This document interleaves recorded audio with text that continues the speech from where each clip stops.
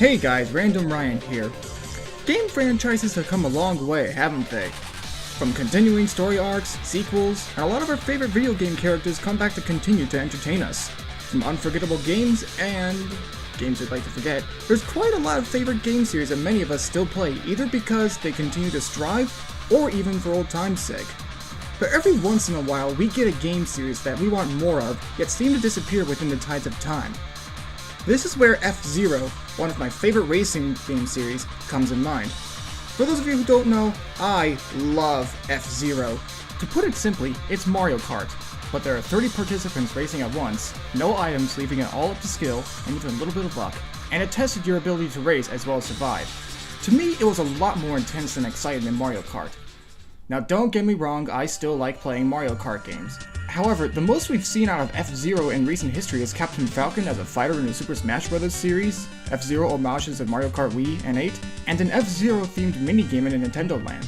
And while it's not really bad, it's still pretty disappointing for me and other fans to see that the latest FZero game we've ever got was on the GameCube in 2003. That is, unless you're Japanese and you got Climax on the Game Boy Advance in 2004, you lucky little bastards. Nevertheless, with that said, that means that it's been at least a decade since we've seen a proper FZero game. And it's not like we're in a time where Nintendo completely forgot about this series. With games like Mario Kart 8 giving us the Blue Falcon as a kart body and racetracks inspired by FZero, and Captain Falcon being a fighter in the latest edition of Super Smash Bros., this is proof that Nintendo still acknowledges the existence of this franchise. The closest we've ever gotten to a proper FZero game is the fast racing games, which have been developed by, Shinen? I don't know, those guys. Which, despite having elements found in the FZero games, still has its own mechanics with power pellets scattered throughout the tracks, making way for an enhanced level of strategy while racing. Even the sequel, Fast Racing Neo, returns on the Wii U, along with polished mechanics, even HD graphics, which look beautiful. Which made me think, we need to see another FZero game, and then I went brainstorming. The first thing I want to talk about for a potentially new FZero game would be the mechanics. In my opinion, a game series that's been revived ought to be very faithful to the core series that it was made on. You wouldn't want the next Fire Emblem game to be a Rayman-esque platformer, would you? However, there are still some things that I think would need tweaking. For instance, the energy meter. What this thing does is govern the overall health of your machine, and it also determines how much boost power you can use at any given time. When you use your boost power or take damage while running into a wall or competitor, the meter depletes. And if you take damage whilst out of energy, you crash and retire from the race. I'd like to think of it as a way to balance the game so that you can use it wisely and not spam the booster throughout the whole track. But if you're using a machine with a weaker body such as the Golden Fox or Great Star, you're bound to get punished for using your booster, and the possibility of retiring is borderline inevitable. That got me thinking, what if the energy meter was split into two different meters? If the boost power remaining and the health of your machine were split into two different meters, you wouldn't have to worry about using your booster so much. And if you run out of boost power, you wouldn't have to compromise the overall stability of your machine. This means that even if you run out of boost power, your body would still be in good condition. And when you get to those recharge strips, both meters would be refilled. Would this make the game easier and lose some of the challenge? Maybe, but I think it would make the races more fair. The other thing that came to mind was the machine stats. I'm not just talking about the letter grades of the body, booster, and grip. I'm also referring to things like the top speed and handling.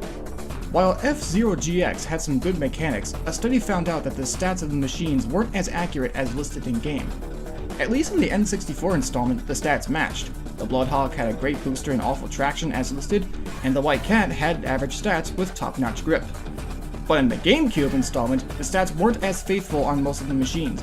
The Bloodhawk ended up having a flimsy body with an average booster, and the White Cat's grip was worse than slide puzzles. These are just a couple examples. Which is why I think that if another FZero game were to be made, the stats of certain vehicles would either need to be faithful or get buffed to some degree. I'm not saying make the Wonder Wasp's body impenetrable. I'm saying alter the stats so that they make the player debate on what they want to use. If Super Smash Bros. Can tweak the stats of certain characters to make them less overpowered or more usable over the games, and even with the patches, except for King Dedede, who keeps getting nerfed despite being considered a low-tier character, you fucking assholes, why can't FZero? Vehicles like the Golden Fox and the Great Star might have to stay the same due to their naming gimmicks, but that doesn't mean that their handling and speeds can be raised to give them more of an edge. And if Don Genie returns, he would have to get nerfed. You remember Don Genie as Fat Shark, right? super heavy, super fast, super powerful booster, super sturdy, essentially the most broken playable character under Nintendo's umbrella before Meta Knight made his debut in Brawl, I'm thinking that he would still keep his sturdy body, but actually have abysmal grip as listed in-game. These are just a few examples of adjustments that ought to be made if another FZero game becomes a thing. And speaking of adjustments, why stop at using the vehicles the veterans use? GX allowed you to build your own machine, and the expansion pack for X allowed you to make your own vehicles too.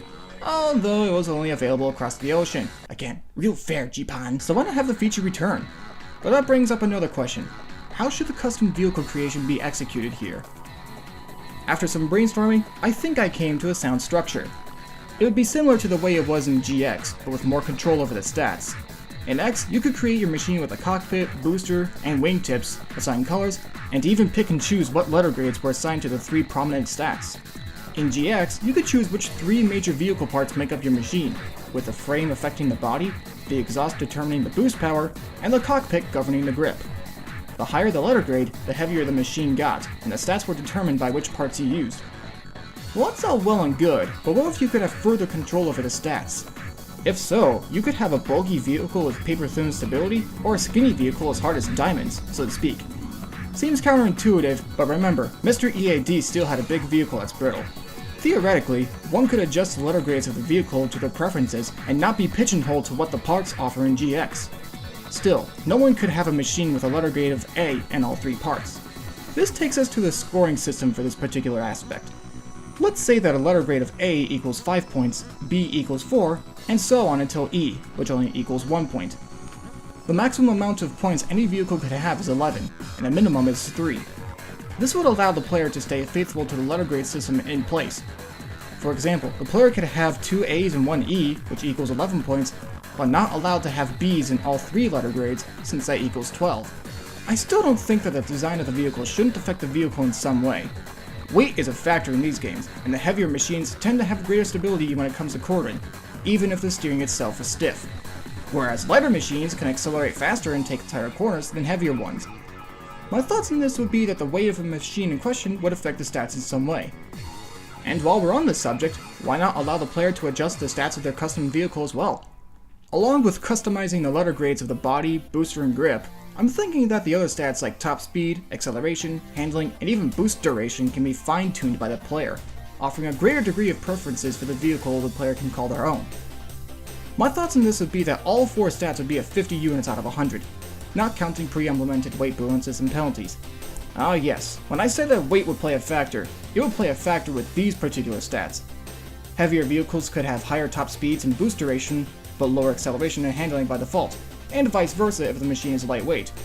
The bonuses and penalties implemented by the weight of the vehicle would be more intense if the machine is on the extreme end of either weight class.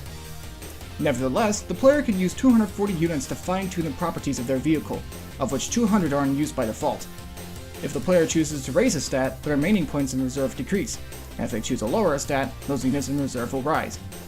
And hey, what if the player were to make their own avatar too? Unlike GX, where you had to assign a custom vehicle to a pilot in-game, what if you had the choice to have an existing pilot be a pilot, or make up custom pilot to use a custom machine? The player could be able to adjust their avatar's profile, appearance, and clothing. It could range from things like name, age, gender, hobbies, and occupation for their profile, hairstyle, facial details, BMI, and proportions for their appearance, and clothing can range from a wide variety of headgear, tops, bottoms, footwear, and accessories. Oh, and let's not forget adjusting the color of things like skin tone, hair color, eye color, and clothing color too. So now you have a custom vehicle and a custom pilot to go along with it. What can you do with it? Well, you can either enter the standard Grand Prix present in earlier games, but could also take it through career mode. With career mode, you could use your custom machine and pilot to race through all the Grand Prix present in game, all while establishing either friendly or even unfriendly rivalries with the existing pilots. Wouldn't it be a lot of fun to interact with some of your favorite FZero heroes like Captain Falcon and Jody Summer, or even villains like Zoda and Black Shadow? No doubt the main goal would be that you get the most points out of all the Grand Prix during your career, and be named the next top pilot in career mode. As with the standard Grand Prix, difficulty can be adjusted from Novice, Standard, Expert, and the unlockable Master difficulty. That brings me to another question. How should the restart system be handled? For those of you who don't know, whenever you play a Grand Prix and you happen to crash or fall off the track, you retire from the race. You are then given the option to either retry the race from the beginning or quit the entire Grand Prix. How many retries you are given depends on the difficulty. If you are a novice, you'll get 5 opportunities to retry, but only 2 on master difficulty. My thoughts on that would be that you would still get those retries in career mode, but are then given no chance to collect any more throughout the races. It might be cheap, but it could also give more of a challenge, and put more emphasis on risk and reward. Oh yeah, that could be a thing a lot like in GX. The player could earn in-game credit to unlock other pilots and machine parts that they could use in other Grand Prix, and other career mode attempts. The better the player performs, the more credits they earn. Grand Prix would earn the standard amount, but in career mode, the stakes are higher. And the higher the difficulty, the more credits they earn as well. And of course, the last few things I think need to be addressed is a possibility of online races. This particular subject is tougher to tackle than the prior ones already discussed. As I'm sure you know, games that can be played over Wi-Fi is quite prominent. Games like Overwatch, Mario Kart 8, Pokemon, Splatoon, Team Fortress 2, and Borderlands games, and even games like Fast Racing Neo have online gaming support. So how would that work here? Mario Kart 8 can have up to 12 different players racing at once, but in FZero the typical amount is 30. Yeah, 30 people racing at once. I don't know much about how anyone can make a server with up to 30 different racers at once stable, but I imagine that it wouldn't be easy to do so, mainly because so much will be happening at once. With technology the way it is, it could theoretically be possible, but we don't want to end up with brawl quality Wi-Fi now, do we? My idea would be for there to be only 15 racers at once during Wi-Fi races, but that doesn't seem as intense. Personally, I value quality over quantity, but perhaps time could tell if having 30 racers at once on stable servers with quality ping is possible. Places like France, Japan, and Korea would definitely have a better experience in regards to online races, however, since their internet speeds are several times better than the speeds found in North America, mainly because they have access to cheaper and even faster internet speeds due to fiber optic cables. So if you've ever wondered why people in Japan always get the upper hand in Super Smash Bros. And Mario Kart 8, now you know. Thanks, Time Warner Cable! One thing that came with the expansion pack for X was a track creator. Would it be too much to ask for or too ambitious to have in another FZero installment? Very likely. Since games from big publishers are all about making HD graphics, stuff like that would be a bit of a stretch. Games that use HD graphics while running at a consistent 60 frames per second is difficult, but then again, what do I know? I just play them, so I have no idea what I'm talking about. As cool a feature it would probably be frustrating to create for developers, and for the player to create with the user interface. However, just because it's difficult doesn't mean that it's impossible. We've seen games like Tony Hawk's American Wasteland allow you to create your own skate parks while also allowing you to create your own character too. Roller Coaster Tycoon allows you to make your own tracks for things like go-karts and roller coasters, and Super Mario Maker allows you to create your own Mario levels too. And there's even people making custom Mario Kart Wii courses for others to race on, like you're seeing right now. Although these were made with 3D modeling programs such as Google SketchUp and Maya. And of course there are plenty of courses here that can show just how things can go if user interface for custom creation could be a thing. Some courses I like, such as Seaside Resort, others I loathe, such as Mushroom Peaks. So it's definitely possible. I'm thinking that if there was a track creator, it would allow you to set the corners, curves, the width of the track, recharge strips, ice patches, and etc. There'd be some limitations with it too, such as not placing so many obstacles on track, or the length of the track, just a couple of things to keep the frame rate good while racing and creating. Would it be too much to ask for if we got a track creator, and would we be missing out on something if we didn't have one? Personally, I love to create my own stuff in games such as these, and so I would love the idea of having one. But is it for everyone? I wouldn't say so. This just might be another one of those things that only time could tell if it would be possible or not. And what about the music? Perhaps the best ideas I can come up with for the music in-game would be where the soundtrack follows the GX formula and implements the rock-techno hybrid. But there is one thing that I think would be implemented when racing, specifically during the final lap. For those of you who don't know, Crash Tag Team Racing had a feature in the final lap of each track where the mood of the music depends on what rank you're currently in. Take a listen to the soundtrack on Uranus' Mind during the final lap, and see if you notice anything.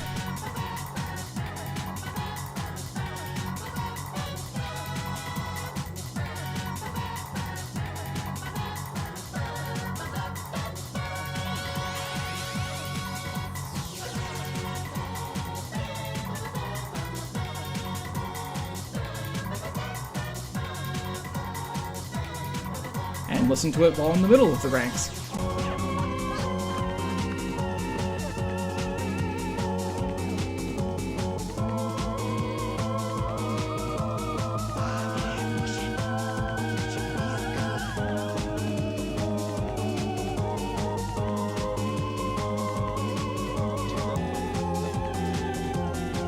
And finally, listen to it whilst at the bottom of the ranks.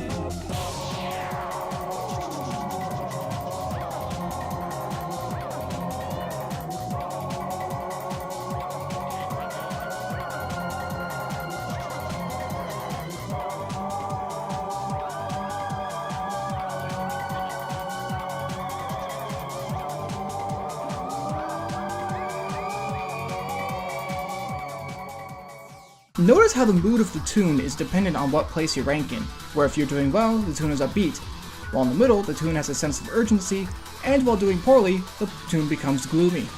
Now, we know that racing games like Mario Kart have the music sped up and pitch shifted to emulate the urgency of where the timer in the core games reaches double digits. In fact, FZero GX had a similar formula where the soundtrack sounded urgent throughout the final lap of each course. If it took a page out of the song structure from Tag Team Racing, it could be interesting. Would we miss anything if it didn't become part of the final product? It may not be necessary, but on the other hand, music isn't unimportant as it can reflect the theme of the scenery and atmosphere of any given area in a video game. Fire Emblem Fates has Japanese instruments used to emulate the Hoshidian atmosphere, and Nor has the classic Roman feel during cutscenes, levels, and characters of said kingdom, just to name an example. Some of the things I haven't talked about in this video is the time trials and local multiplayer. And the reason being for that is, well, do we really need to talk about how such things should be implemented? One thing that I believe could happen, provided that online functionality becomes a thing, is that this potential new FZero game would take the Mario Kart approach for time trials. Namely, you could send your ghost to other friends or have it uploaded publicly, and see how you rank on certain courses against others. And perhaps these ideas might look good on paper, but time can tell if we get such a game. If another proper FZero game becomes a thing, I really do hope that these ideas make it into the final product. And with Nintendo reviving certain IPs such as Metroid and Star Fox, it could be a possibility. Fingers crossed. This is RandomRyan, and I'll see you all next time.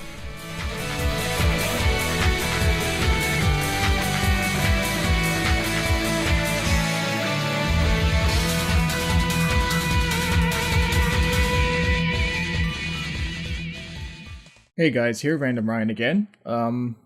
What you heard earlier, the bulk of this video was made long before the Switch was announced and shown to us, and first shown to us, I might add. And now that we know more about the Switch after the presentation that they had, I just thought I'd share my thoughts about that as well, about some new potential FZero stuff that could be happening. And, And the reason why I'm doing this right now is just because the bulk of the video that you heard was scripted long before the Switch was first revealed. And this part is just really just unscripted. I just want to share my thoughts on the thing, and on the FZero thing, of course. And there's one thing that showed up that that caught my eye. It turns out there's going to be a new fast racing game that's going to be showing up on the Switch, and I just thought that, I mean, it is kind of disgusting how Nintendo has been neglecting FZero all this time and turning them into those little side quests, or having Captain Falcon as a playable character in Super Smash Bros. It's not that isn't exactly disgusting, but the idea that they've neglected it for so long is what I find unappealing and such. So, some things I'm just not happy about with that, but there's still some good news in this.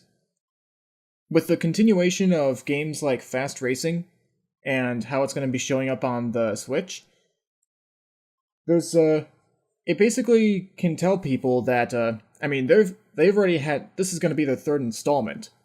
The first one was on the Wii, and they also had one on the Wii U, and now they're going to have one on the Switch. So that tells me that people have been buying this, and they've been showing their support enough for Shinen to make more games, more fast racing games. So it could send a message to Nintendo. I'm not angry about Shinen picking up the slack. I'm actually jovial about that. But I just think it would be better if Nintendo were to actually get on the ball for that, for just getting FZero back on track, and no pun intended, and just it kind of tells people that people still want an FZero game. people have been paying for it. People have been supporting Shinen enough to make 3 games. And just filling in that void that Nintendo has been been neglecting this whole time. Shinen's been filling the void, so. But anyways, I just wanted to share my thoughts about that. Hopefully we can actually get an FZero game sometime soon. Though it's actually kind of... I've been seeing a couple things about what could come first. A new Mother 3 game in English, or a new FZero game. And it's pretty debatable. It's kind of stuff that's being discussed on Reddit, but I just wanted to share my thoughts on that and just end with that. So anyways, thank you for listening, and I'll see you all next time.